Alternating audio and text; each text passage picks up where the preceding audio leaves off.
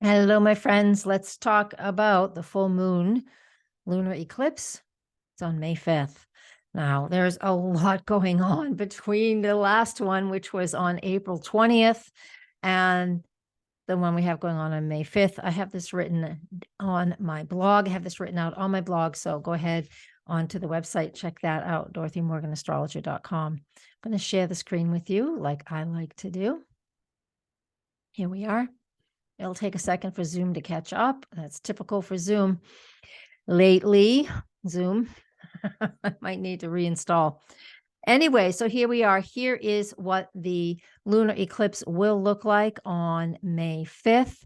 It's at 1:30 in the afternoon for us here on the East Coast of the US.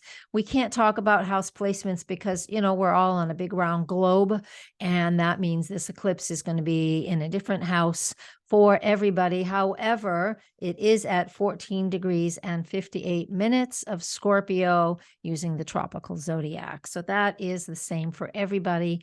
All right. So a full moon always brings to our attention what it is that we need to see, what's being revealed, what is showing up for us. Now, we have had in between these eclipses, we had that one on April 20th, and we have this one here on May 5th. In between that time period, we've had, I'm going to draw on the screen so you can get a clue. We've had Venus moving through Gemini in the same area that Mars was in Gemini and retrograde from September 8th until March 15th, if I remember correctly. And now between April 20th and this eclipse on May 5th, that is up on the screen, Venus is going back and forth across that same area that Mars was in. What does that tell us? I have a separate video out about that, so go check that out on my YouTube channel. But what it tells us is that we have, a bunch of things are coming up that we need to reevaluate. And it's not that Venus is retrograde, but Mars was retrograde there for quite a few months and lots of weeks. It gave us an opportunity it really stirred up what goes on in our communication, our sharing of information. It could be for you, it was about your car. Maybe you had repairs and it didn't work out. You got a new one, you had issues with it. It could be you're interacting with your cousins or siblings about something that was important.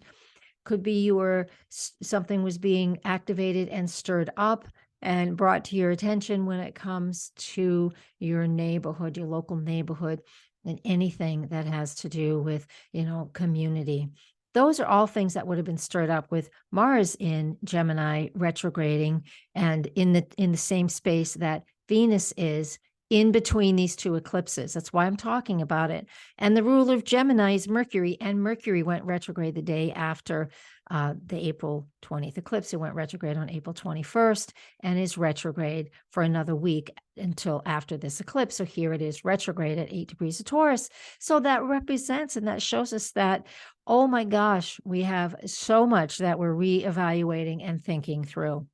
I mean, I tell you, there's all kinds of things. Papers get piled high, and then you just have to go through those piles every once in a while. Things that we just can't do, or we did weeks and months ago, and now they've come back. That's what's going on between these eclipses. So that eclipse on April 20th at 29 degrees of Aries, that forecast is out as well. Check that out again if you like. That was it inspiring us to initiate something new. See, Jupiter is almost there at this eclipse. That's May 5th. So, oh my gosh, this is one of those super intense in-between periods during eclipses, right? It always happens. There's a 2-week period in between, but we don't always have this much activity in between them. And we are now, and it's just big, and it's just huge. It's big. So that's a piece of what's going on right there. All right, now let me see, make sure I'm sharing the right screen. Yes, I am. Okay. Because I'm going to go grab my notes and I don't want you to see me. I'll be honest. You can read what I'm reading on my blog. Okay. So that's at DorothyMorganAstrologer.com. Just join the website or my newsletter email list. I only send stuff out once every 2 weeks.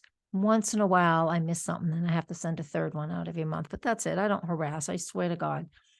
I don't have anything automated except just confirming you want to join. All right.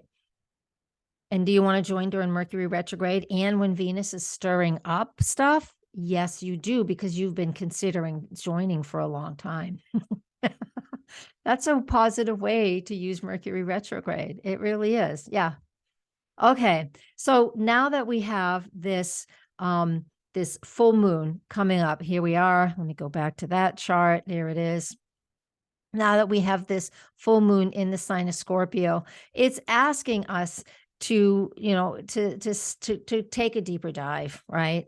Go in and figure out what is it that needs to happen, because with all this communication going on lately and all this mix of information, we have a lot of deep thoughts, and this full moon eclipse in Scorpio, moon in Scorpio, is an intense place for it to be. If you're born with it, this is your second nature. This is your nature. You are used to going deep. You're used to taking things to a very deep level. So if your moon's in Scorpio, that means you have an eclipse on your moon or in the same sign. And so you are going to be questioning and going deeper. For the rest of us that don't have a moon in Scorpio, this full moon eclipse is asking us to take a deeper step. What is our soul asking for right now? Because that moon in Scorpio really is a very deep, soulful place to have it. And we think things through. We really want to understand things on a super deep level. And that also requires a lot of change and transformation. So one way that I help myself when I'm spiraling out, and I'm not saying the moon in Scorpio is about spiraling, but if you're not comfortable with it, you might spiral, right? You might take things deeper than you're just accustomed to. So I think it's important that we use this as a period of, cleaning and clearing, right? So this deep cleaning of our minds or our emotions or our feelings. So, one way I get out of a spiral, because we all do it. Just because I can read these charts doesn't mean I get the heads up. Sometimes I want this brass bracelet. Sometimes I don't always listen to it, just like the rest of you. All right. One of the things that I do that is really important when there's a really strong eclipse, especially one in Scorpio like this. Again, this hasn't happened in a long time. We had one last year. We have this one, and that'll be it again for the next 19 years. Practice mindfulness. That's what I want you to do. The list is in that blog that I wrote, I just mentioned to you. So go check that out. But practice mindfulness. And to me, the best way to be mindful is to get on the floor and stretch, because I sit at this computer way too long and my lower back is screaming. Get on the floor, stretch, get outside, walk in the woods. I have to watch where I'm walking or I fall down. It's the roots. It's not like asphalt sidewalks. I have to watch where I'm walking, which means I have to be incredibly mindful. Then I stop and I listen to the birds. It just, to me, or on the ocean, or I go kayaking, any of those things, getting outside, do what you can do. What can you do? What is your way? I'd love you to comment below. What is your way of being mindful? And put that in the comments, because I say so much. Sometimes I don't know what you're referring to. It's like my process for being mindful is this. Only if you feel like something like that can be public. Go ahead. So that's 1, 2, 3 ways. Getting out, I get present by laying on the floor and stretching, or exercising, or walking in nature, gardening. To me, that's super grounding. I got Earth rising, Taurus rising. That's my earthy stuff. Making food is another way too. Write things out is a way that people like to process when, the mind is going and the soul is looking for some answers. Write it out, talk it out, have sessions, listen to music, dance, sleep more. These are just some thoughts that I have about this. So that's what I think is really important that we do with this full moon in Scorpio. I'm talking about you and me. I'm not talking about politics or the globe, because this is what I want to do. I want to make this as personal for you guys as possible. The only way I can make it more personal is having a private session, but making this as personal as possible, because we all, no matter what zodiac sign we are, have this same energy to use. full moon eclipse in Scorpio. Here in the United States, we won't be able to see it because it's daytime when we have it here in North America, even North America, South America, this whole sector of the world. That eclipse happens over in Europe and Asia because it's nighttime over there when the eclipse happens. The solar eclipse happened in Australia. I put a picture of that on my Facebook. It's kind of fun to see. And solar eclipses are really important where they show up on the planet. So there's going to be a lot going on with Australia this year coming up. So back to this one. Now, I also like to talk about the lunar gestation cycles. And we do talk about that a lot. I can stop my share. And the lunar gestation cycle is something, this is from Dietrich Pessin. I learned this years ago and I love this process. So I share this with you guys regularly, especially those of you who are learning astrology with me and are on my Patreon membership stuff. So the lunar gestation cycle, that means every new moon and full moon, they're part of a cycle that begins with the new moon. So all astrology is patterns and cycles that repeat and repeat, and we get to look back in time and plan ahead for similar energy that we get to use one way or another. It's our free will how we want to use these things. So the lunar gestation cycle that this full moon eclipse is part of, especially when a cycle is part of an eclipse, has an eclipse in it, really important to pay attention to. So I'm going to be reading my notes right now. So I'm going to be looking away from the camera. So the following dates, you should be able to look back. We're going to go back 18 months right now to see what was started back then. So this is going to reveal the full moon right now, May 5th eclipse. It's going to reveal what you started back on November 4th, 2021. Yes, 2021, 18 months ago on November 4th, we had a new moon at 12 degrees of Scorpio. The question is, what did you begin back then? What were you acknowledging? How you were feeling? Write that down. Go look and write it down. Then 9 months after that, we had the first quarter moon. That was August 5th, 2022. And that was at 13 degrees of Scorpio. And this is the first quarter moon is when the sun and the moon are at a 90-degree angle to each other. And this is when we're working heavily on what we began at the new moon. That was November 4th, 2021. Okay.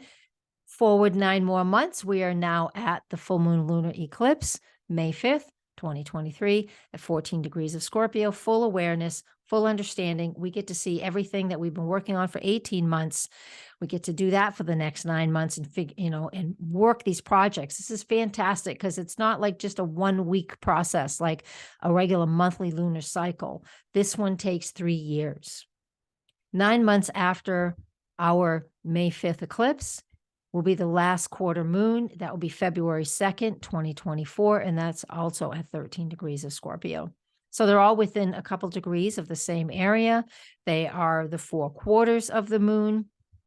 And at that point, we're harvesting, we're tying up loose ends, we're figuring out, finishing up projects. 9 months after that, we're back to November, early November, and it'll be 3 years. So it'll be early November 2024 when we start the cycle all over, this Scorpio cycle all over again.